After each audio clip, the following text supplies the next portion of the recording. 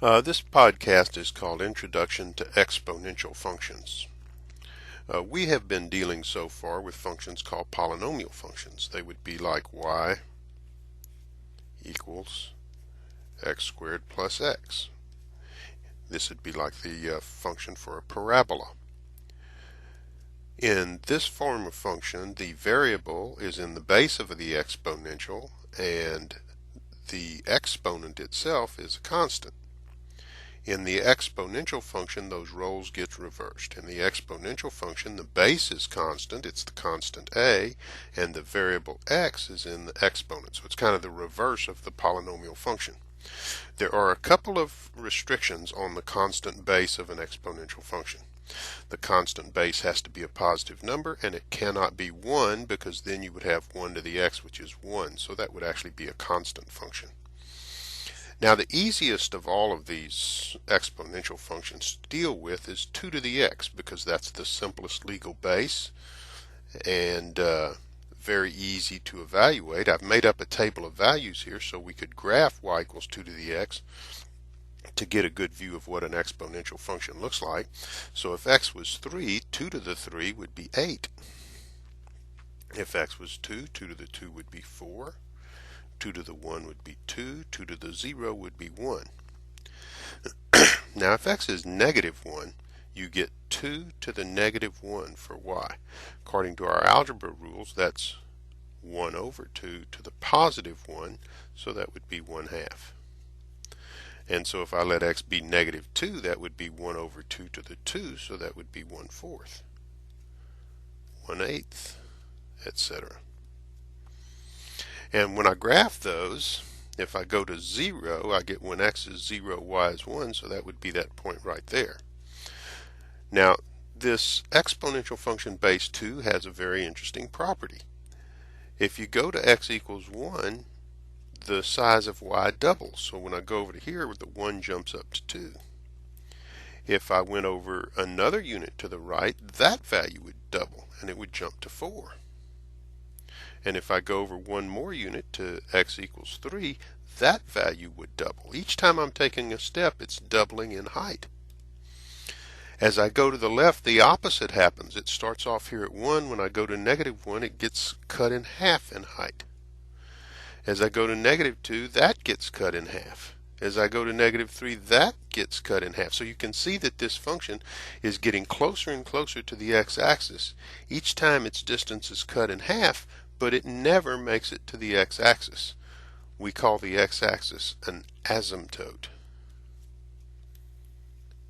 for the function because the function gets closer and closer to the x-axis but never touches it. Now if you run a smooth line through here, easier said than done when you don't have a smooth hand, you get a picture something like this. This is a picture of a function that all the way out to negative infinity just seems to hug tight to the x-axis. But as it gets closer and closer to 0, it clearly pulls away and begins shooting off to infinity in a very, very rapid way. Now, what would be the difference between y equals 2 to the x and y equals 3 to the x? Well, instead of every time you move once you double, every time you move once you triple. So you'd move up to here. When you got out to x equals 2, you go all the way up to 9, which would be up here. So on the right side, it would mean that this function was much, much steeper at 3 to the x than it was at 2 to the x. Now, it's still going to go through 0, 1, but just as it's steeper on that side, it's steeper on this side. Instead of dropping to a half, it's going to drop to a third, to a ninth, and it's going to get small very, very fast. So y equals 3 to the x is just a steep version of y equals 2 to the x. Now, a very famous exponential function is a function y equals e to the x. E here is called nature's number because this very, very closely models growth of most natural things. E is also called Euler's number.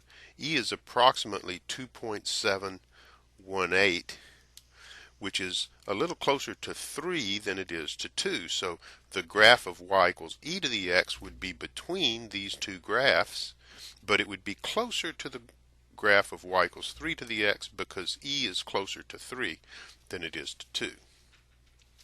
Now what about the domain and range of the function? Well, to get the domain, you collapse the function onto the x-axis. You can see from the arrowhead that this function goes on infinitely this way and infinitely this way. So all points to the right of 0 will be part of the domain.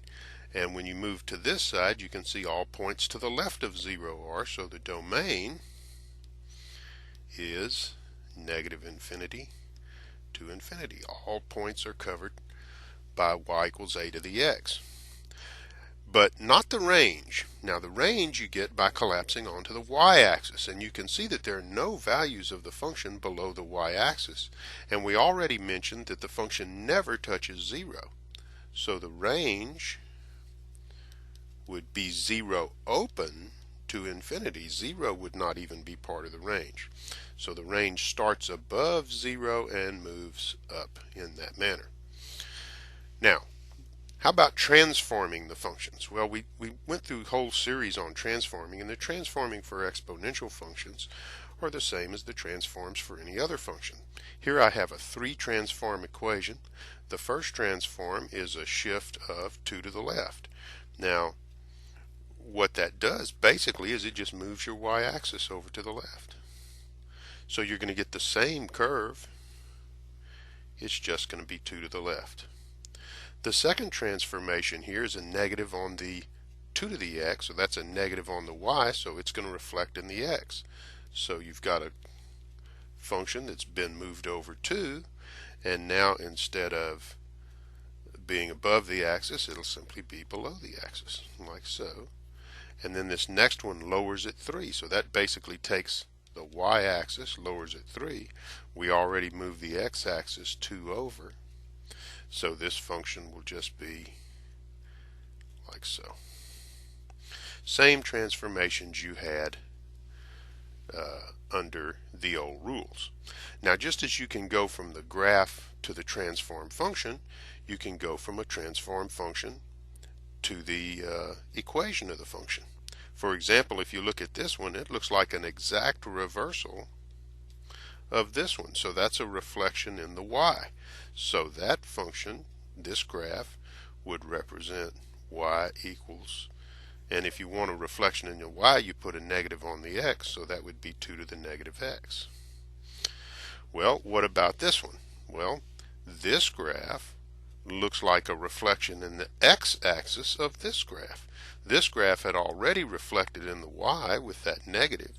So now we want a graph that reflects in the y and the x, so we would write y equals negative 2 to the negative x. So you can start with the equation and by transformations get the graph, or you can start with the graph and by thinking in terms of transformations, you can get the equation. And that completes the podcast Introduction to Exponential Functions.